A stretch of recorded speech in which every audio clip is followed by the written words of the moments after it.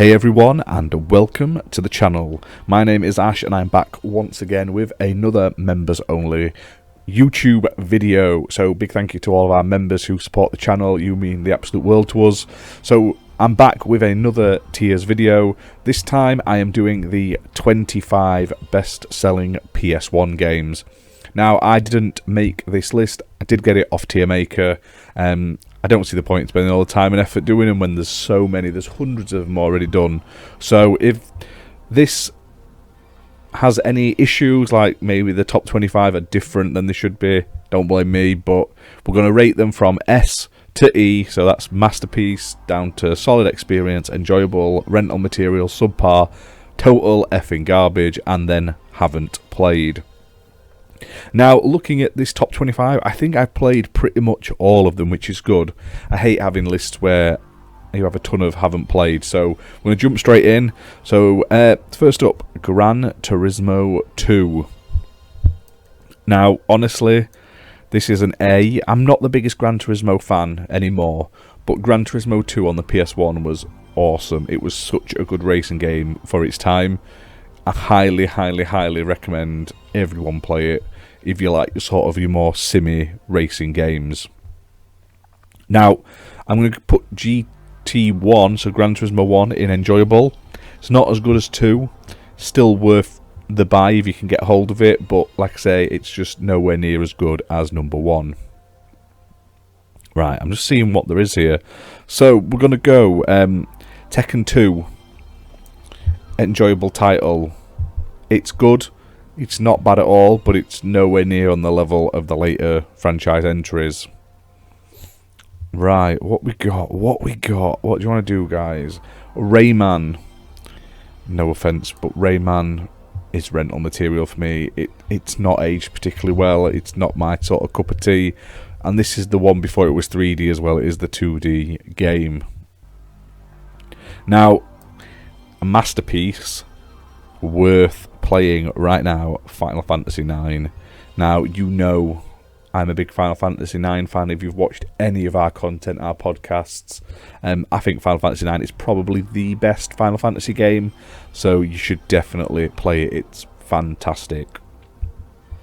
Now, we're going to go with something different. So I haven't played, this is the only one I'm looking at this list that I can see I haven't played. Is it Dragon Quest VII? Haven't played it enough to on PS1 anyway to warrant giving it a score, so it is going in there, unfortunately. But I say, looking at this, I think I've played pretty much all of these. Right, Crash Bandicoot 1. It's an enjoyable title. It's nowhere near as good as 2 or 3, but it's still worth playing. Like I say, even for a first in the franchise, it's absolutely fantastic. Tomb Raider 1. Oh, this is a tough one because Tomb Raider 1 is janky, but it's also great. Enjoyable. I just don't think I wouldn't class it as rental material. It's not that great compared to the later ones in the franchise, but it's not the best by far. Like I say, it didn't have a lot of the staples like the going into the villa and stuff, like the mansion and stuff. It didn't have any of that, so it's there for a reason. Tomb Raider Last Revelation, that's getting stuck in rental material. Not very good, Tomb Raider Last Revelation. If it's the one I'm remembering, it was like they were pumping these out every year, you've got to remember, and it hit that fatigue. You know, like when you got like Call of Duty and Guitar Hero fatigue. Last Revelation was the start of the Tomb Raider fatigue, and it just went downhill for a few games since that one, basically. Now, Harry Potter and the, I'm assuming this is the first one, although the second one is pretty much just the exact same game, but with just slightly different changes. Harry Potter and the Philosopher's Stone, I think it's a really good game. I played it as a kid, 100%ed it. It's hard to 100% because if you miss certain things, you miss some of those cards, you can't 100% it, and you have to replay the entire game, which is really annoying. That there's some of them that are like locked into certain parts of the game, but it looked horrible. Like I say, it's like of nightmare fuel, like Hagrid and Dumbledore, like they'll haunt you in your dreams, but it's still a really fun game, a nice little tie-in, and it totally goes in the opposite direction to the. It's supposed to be based on the films, and it totally just doesn't. There's loads of stuff in it that's just been added randomly. Like, when was Harry like going around places fighting blooming giant snails? It doesn't happen, but still a fun little game. Metal Gear. I'm putting this. People are going to get mad at me for this, but it's an alright game, but it's no masterpiece. Metal Gear Solid 2, I think it's a fantastic game, really good. Metal Gear Solid 1, it was good when it could read your disc and stuff like that, and it had an alright sort of plot and stuff, but I just don't think it's as good as some people remember. I'm probably going to have this with a few other games in a minute. Right, let's keep going. So, Oddworld. I hate to say this, but Oddworld is rental material. It's okay, and it's fun, but it's one of those games that's fun for like half an hour, maybe 2 at best, and then you'll play something else. It's very samey, very repetitive. Hasn't aged particularly well. It still looks nice, but just the mechanics and stuff just are not for me. You'll get more fun of just making him fart on the menus than you will from the actual game. Apologies, guys, but some of the later Oddworld games are much better. It was a great start, but if I was going to recommend games out of these 25, this would not be one I would recommend. Spyro 1. What baffles me is there's like all 3 of the Crash Bandicoots and only 1 Spyro. And I think Spyro is a better franchise than Crash in some aspects, the earlier Spyros anyway. But I'm shocked that the other Spyros aren't up there. I'm going to have a look, see where they actually turned up. But Spyro 1 isn't perfect. I think the later games are better. They do improve, they add more, but it's still a solid experience. Really good platformer, highly recommend. As with that, Crash Bandicoot 3. Amazing platformer, but it's not as good as Crash Bandicoot 2, which is so much better. Now 3 is great because it adds in the motorbike levels and the underwater levels and stuff, a bit of variety. Some people don't like them, and understandably why, and I understand why and stuff, but I think 2 is just slightly better, and it if I had to recommend one for like masterpiece, it would be Crash 2. Now, honestly, Final Fantasy VIII gets put into Solid Experience. It's a very good Final Fantasy game that everyone overlooks. They remember 9, and everyone like splurges all over 7 for some weird reason. But 8 gets no love and attention. It never gets remade hardly or out like that. But 8 is absolutely fantastic as well, so you should play it. Solid Experience. Tekken 3. Fantastic, one of the best fighting games ever made. I played Tekken 3 so much, playing it just to get gone and then doing the volleyball and stuff. Apologies, my voice is going tonight, it's weird. But yeah, Tekken 3, and you got the you had the volleyball mode, you had the side scrolling beat 'em up mode. You could get the professor where you couldn't walk backwards because he'd fall over because he was drunk. Fantastic, absolutely loved it. Now, Resident Evil 3, Solid Experience. Better than the first, not as good as 2 by far. Not a bad game, like it's still great, but 2 just had so much content because they put it on 2 discs, had 2 campaigns as such, even though it's very similar in some sections. But 3 was still a great game. It had the Mercenaries mode, which I absolutely love. But it is much shorter, it's a much quicker game to play. But they did introduce Nemesis, which is a fantastic enemy. Right, I'm going to upset some people here. Tony Hawk's Pro Skater 1, enjoyable title, worth the buy. I'm not saying Tony Hawk's is bad, but Tony Hawk's 2 is amazing. Like, Tony Hawk's 2 would go up in S.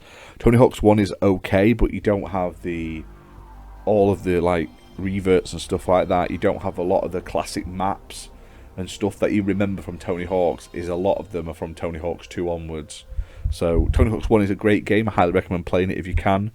But out of the PS1 games, I would always recommend Tony Hawk's 2 over Tony Hawk's 1. Sorry, guys. Resident Evil 1 is going up in Solid Experience. It's cheesy. It's not the best graphics of the time. but it had those live action cutscenes, and it was just amazing. Hard as nails. Great start to a franchise, like I say, solid effort. Tomb Raider 2, I'm putting up in solid experience. One of the highs of the series for me. Really enjoyed it. But Tomb Raider 3 for me is going in masterpiece worthy. You might not agree with that, and this is fine. This is just my views. Don't hate me, guys.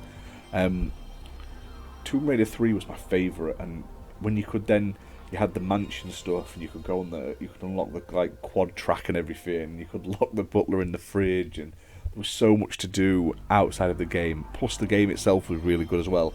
Maybe the campaign wasn't as good as 2 in terms of like overall campaign, but 3 was just better in every other aspect. Like I say, gameplay was tweaked and perfected, and you had the much more improved mansion mode in 3. Now, you do get right. I said earlier there wasn't a mansion mode in 1. Now, there is, but it's very limited to what you can do in it. It's basically the training level, whereas onwards it became a sort of free roaming area. Like in 3, you can go in, out, around. There's extra stuff to find and secrets and stuff. Whereas 1, it's a handful of rooms you can go in and do like a training mission. Right, so we're ending on a high here. So Crash Team Racing, masterpiece. One of the best kart racing games ever made. It's absolutely fantastic. I love it. Is it my favourite kart racer? Probably not, but it's up there. It's very good, and it's shocking they've never made like a proper sequel to it. I know we've had the Nitro karts and stuff, but none of them played like Crash Team Racing properly. They were kart racers, but they never had the sort of heart of CTR. And I'd love to see a proper CTR sequel, like giving it the proper love and attention it deserves. The remake was really good. I quite like that, although they stuck in like the weird sort of like battle passy microtransactions, which it didn't need at all. But you know, corporations, Activision be Activision in, and want to make that money back, don't they? Then we've got Resident Evil 2, probably one of the best games, if not the best game on the PlayStation 1. One of my favourite games of all time. Absolutely love it. It's better than the remake in my opinion. Nothing beats those tank controls, but highly recommend it. And then we've got Final Fantasy VII, and for me, it's a tough one. You know I don't like Final Fantasy VII, guys. It's alright, but people make it out like Jesus himself came down from the heavens, and within it he gifted it to the people, and their lives were changed, and whoever touched it, then like gold coins showered them, and they were just set for life, and like they touched it and it cured their cancer. Do you know what I mean? It's not that good a game. It's okay. It's going in B, enjoyable, worth the buy definitely for a collector. There's a lot of content in it, but it looks awful. Final Fantasy VIII and Final Fantasy IX look 10 times better than Final Fantasy VII. The characters look dog in Final Fantasy VII. They look ghastly. The backgrounds look great, the pre-rendered backdrops, but the characters look absolutely terrible. Whereas at least in Final Fantasy VIII and IX, they made the characters look good as well to sort of bring up the whole franchise. Is it the worst Final Fantasy? Oh, hell no. It's one of the better Final Fantasies, but it's not the best game ever made. And like it's like that Breath of the Wild where everyone like lauds it for no reason. It's not a bad game, but it's just over worshipped. So it's going in B. Enjoyable title, worth the buy. So that is my tiers list for the 25 best-selling PS1 games. What did you guys think? I know some of you like to comment and say I'm wrong and you don't agree with me, so let me know in the comments what you think.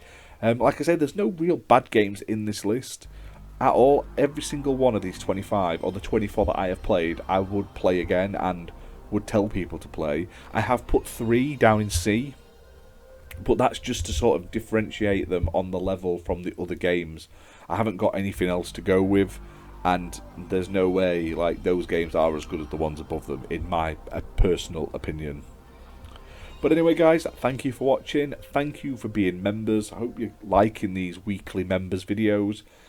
Leave a comment down below with what you guys think, and also give us some more suggestions for tier guides, like tier lists. We're going to be doing more of those food videos. More of the tie-in trash games as well are coming soon. So keep your eye out on the channel every Saturday for another members video. And if for some reason this has now been released to the public, I'm not sure if we're going to be like releasing them after so many months. But if you are watching this and you're not a member, you can become a member for 99p, less than a chocolate bar nowadays, and you get access to all of these member videos every Saturday, one every Saturday, and you get other membership perks like membership badges and emotes. But other than that, guys, thank you very much for watching, and we'll see you very soon. Bye for now.